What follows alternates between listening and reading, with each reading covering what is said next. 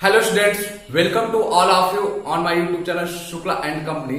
बेटा आज हम बात करने चले बिजनेस फाइनेंस के जो कि बीएचयू एमकॉम से रिलेटेड टॉपिक है। बिजनेस फाइनेंस में अगर आपको याद हो, हम लास्ट क्लास में कैपिटल बजटिंग के बारे में आपको बताए थे, मीन्स उसका इंट्रो पार्ट दिए थे। और आज की क्लास में हमने आपसे बोला था कि मीन्स नेक्स्ट क्लास में हम आपको कैपिटल बजटिंग का जो टेक्निक्स होता है, मीन्स कैसे कैलकुलेट किया जाता है, क्या क्या टेक्निक्स फार्मूला अप्लाई होता है, उसके बारे में हम बात करेंगे। तो आज की क्लास को हम स्टार्ट करें। सबसे पहले आप क्वेश्चन सुन लीजिएगा कि जिसका आपको कमेंट बॉक्स में आंसर करना है। कैपिटल बजटिंग बेसिकली होता क्या है और इसका हम बोले इंपॉर्टेंस क्या है, कैपिटल बजटिंग का इंपॉर्टेंस क्या है, ठीक है। और स्टेप्स इन कैपिटल बजटिंग ये क्या होते हैं, ये 3 क्वेश्चंस हैं जिनके आपको आंसर करने हैं कमेंट बॉक्स में। आइए आज की क्लास को हम स्टार्ट करते हैं। जो हमारा टेक्निक्स ऑफ कैपिटल बजटिंग है उसमें आपको याद है हमारे पास 3 मेथड थे। पहला मेथड मेरा जो था वो पे बैक पीरियड मेथड था।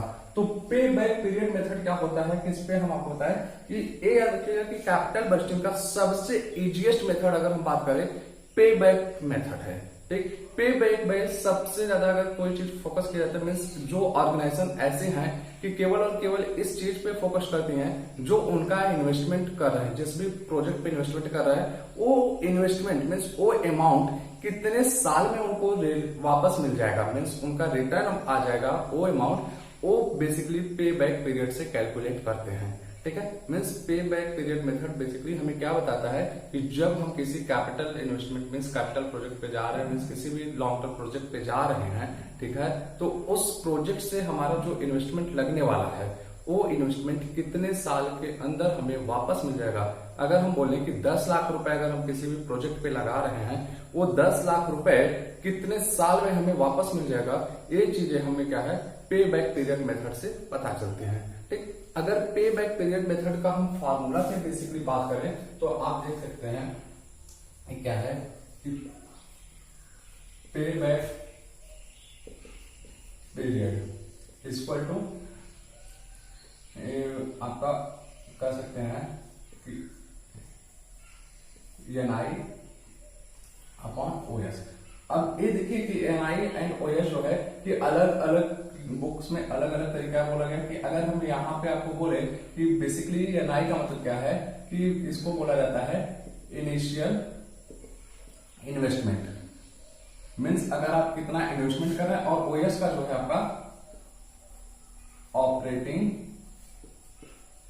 सेविंग्स। अब इसको अगर हम और बुक्स के अकॉर्डिंग बोले तो यहां पे बोला जाता है कैश इनफ्लो, मीन्स आप जो प्रोजेक्ट पे इन्वेस्टमेंट करने जा रहे हैं वो कितना कैश इनफ्लो है, और इसी को हम बोले तो कैश आउटफ्लो, मीन्स कितना आप उस प्रोजेक्ट पे इन्वेस्टमेंट करने वाले हैं। और बहुत सी किताबों में बोला गया है इसको नेट इन्वेस्टमेंट, नेट इन्वेस्टमेंट।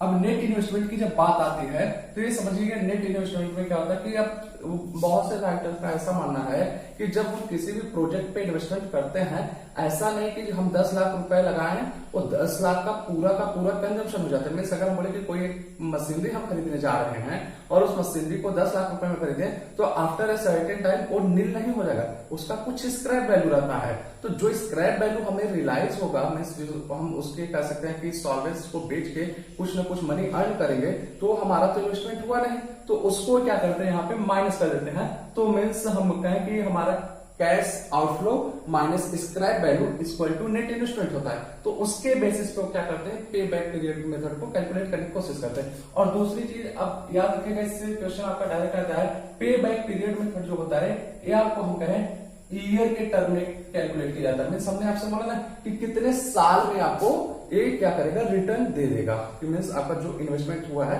उस अब समझने की कोशिश की आपके माइंड में आ रहा होगा सर इसका क्या यूटिलाइजेशन है। तो यूटिलाइजेशन है कि जब भी हम आपसे बताए थे कि किसी भी आप कैपिटल इन्वेस्टमेंट की बात करते हैं तो आपके पास बहुत सारे अल्टरनेटिव्स होते हैं। मान लीजिए हम कहें आपके पास एक प्रोजेक्ट ए है, एक प्रोजेक्ट बी है, ठीक है।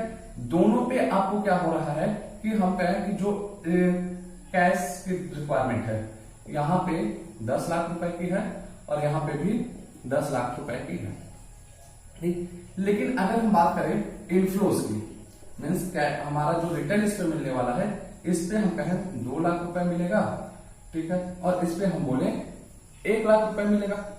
अब अगर पे बैक पीरियड मेथड के अकॉर्डिंग हमें सेलेक्ट करना हो कि प्रोजेक्ट ए लेना हमारे लिए बेनिफिशियल है कि प्रोजेक्ट बी, तो अगर हम कहें कि पे बैक के अकॉर्डिंग क्या होगा कि 10 लाख डिवाइडेड बाई 2 लाख करेंगे तो हमारा आएगा 5 ईयर्स, और यहाँ पे करेंगे 10 लाख डिवाइडेड बाई 1 लाख तो आएगा हमारे लिए 10 ईयर्स।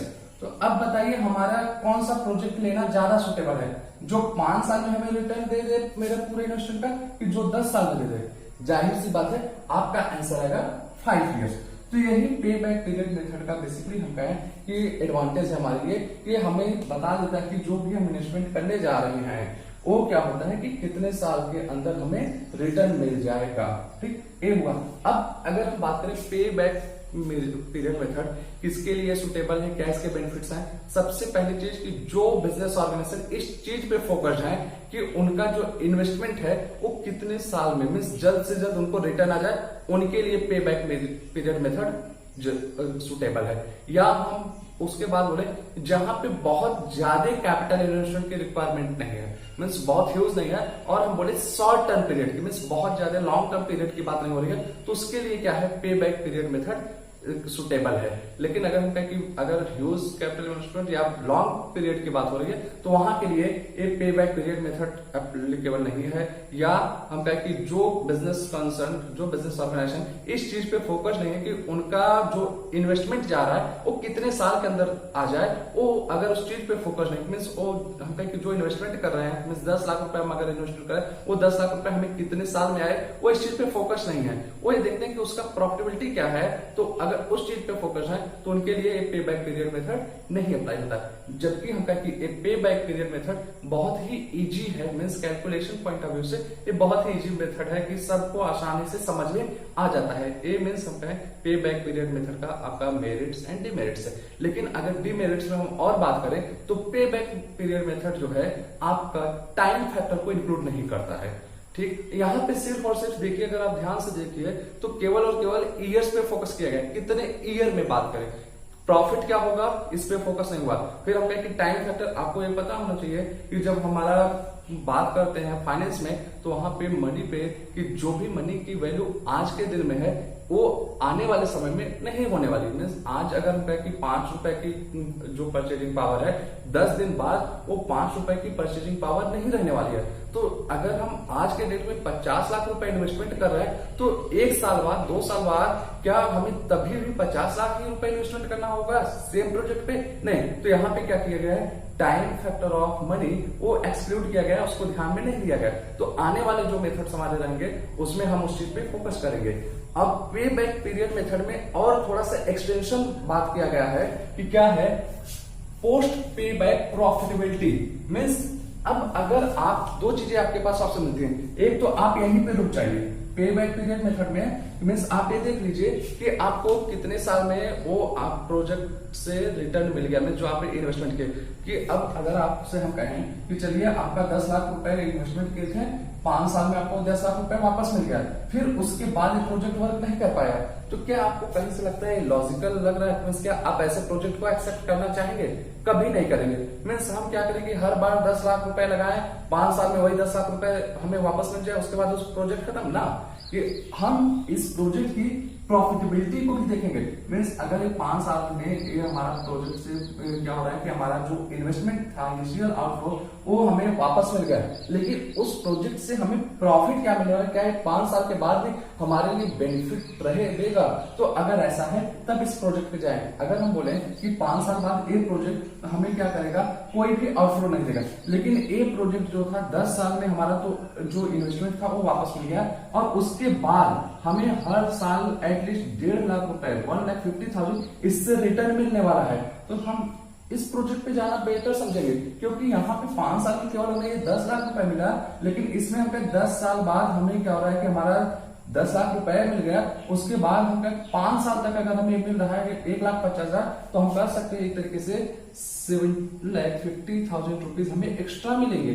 भले से टाइम थोड़ा सा लग रहा है, लेकिन हमें प्रॉफिट तो इससे ज्यादा हो रहा है। तो इसी तरीके से हम पोस्ट पे बैक प्रॉफिटेबिलिटी की बात करते हैं। मीन्स हमारा जब पे बैक पीरियड मीन्स हमारा इनिशियल जो आउट इनफ्लो रहता है वो मिल जाए, उसके बाद वो प्रोजेक्ट कितना हमारे लिए बेनिफिशियल है उसकी बात होती है। जब हम पोस्ट पे बैक की बात करते हैं तो हमें 3 तरीके मिलते हैं। पहला कि हम बात करें if annual cash inflows are equal, means जो उस प्रोजेक्ट से वो हमें रिटर्न मिलने वाला है वो अगर हर साल बराबर हो, मीन्स 1,50,000 1,50,000 हर साल मिलता है, तो उसके लिए हमारा जो फॉर्मूला है means post pay back profitability equal to annual cash flow, जो हमें हर साल कैश फ्लो मिलने वाला है, multiplied by working life, means उस प्रोजेक्ट की पूरी लाइफ क्या है, and minus pay back period, कि उसका जो पे बैक पीरियड क्या है। ठीक है, जैसे अगर हम बात करें कि यहाँ पे मान लीजिए हमने बोला कि इस प्रोजेक्ट पे हमारा क्या था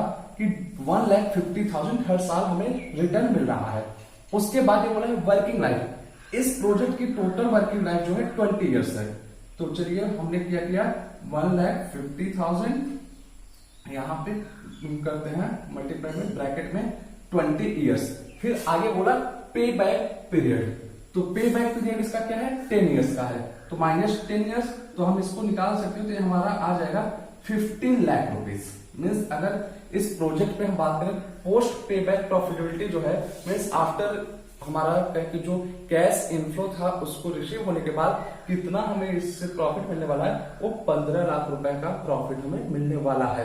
दैट इज जितना हमने इन्वेस्टमेंट किया था उसका कहीं 1.5 गुना ज्यादा, मीन्स 10 लाख का 15 लाख रुपए की मिलने वाला है। टोटल अगर हम बात करें एक तरीके से 25 लाख रुपए हमें मिलेगा, मीन्स 10 लाख रुपए हमारा इन्वेस्टमेंट का, 15 लाख रुपए हमारा एक्स्ट्रा अर्निंग होने वाला है। फिर इसी के बाद दूसरा हमारा फॉर्मूला आता है if annual cash inflows are not equal, means जो हमारा यहाँ पे एनुअल इनफ्लोज आ रहा है अगर वो बराबर नहीं है तो तब हम क्या करेंगे post pay back profitability equal to total cash inflow. तो ऐसे केस में हम क्या करेंगे, जो हमारा हर साल इनफ्लो आ रहा है उसको हम ऐड कर लेंगे। मान लीजिए किसी साल हमारा 5 लाख हुआ, किसी साल 4 लाख हुआ, किसी साल 2 लाख हुआ, किसी साल 1 लाख हुआ, तो जो भी हमारा है सबको ऐड करेंगे प्लस स्क्रैप वैल्यू भी हम निकालेंगे। मीन्स अगर उस प्रोजेक्ट का जो हम इन्वेस्टमेंट किया है उसका लास्ट में स्क्रैप वैल्यू क्या हो रहा है उन दोनों को ऐड करेंगे और माइनस करेंगे इन्वेस्टमेंट, मीन्स हमारा जो इनफ्लोज था। जैसे हम यहाँ पे करें बात करें कि अगर किसी प्रोजेक्ट से हमें हर साल अलग अलग इनफ्लोज आ रहा है और उन सबका सम टोटल कहें 20 लाख रुपए हुआ, और उस प्रोजेक्ट से जो हमारा कह सकते हैं कि स्क्रैप वैल्यू मिलता वो 1 लाख रुपए का मिलता, तो 20 प्लस 1 मीन्स 21 लाख हो गया। और इसका जो हमारा इनफ्लो था आउटफ्लो जो इनिशियल आउटफ्लो था तो वो क्या था 10 लाख रुपीज, तो अगर दोनों का डिफरेंस आप निकालेंगे 11 लाख रुपीज आ जाएगा। तो 11 लाख रुपीज तब आपका है जब आपका एनुअल कैश इनफ्लो जो था वो इक्वल नहीं था। अब ये देखिए दोनों जो है यहाँ पे ये भी अमाउंट के टर्म में बात करता है, ये भी अमाउंट के मीन्स मनी के टर्म में ये बात कर रहा है, और ये जो पे बैक पीरियड है ये आपका ईयर के टर्म में बात करता है। फिर इसी पोस्ट पे बैक प्रॉफिटेबिलिटी में अगला जो है इंडेक्स की बात करता है, मीन्स यहाँ पे परसेंटेज टर्म में भी कैलकुलेट किया जाता है कि कोई भी अगर हमारा प्रोजेक्ट है उस पर कितना परसेंट हमें रिटर्न मिलेगा उससे भी कंपेयर किया जाता है।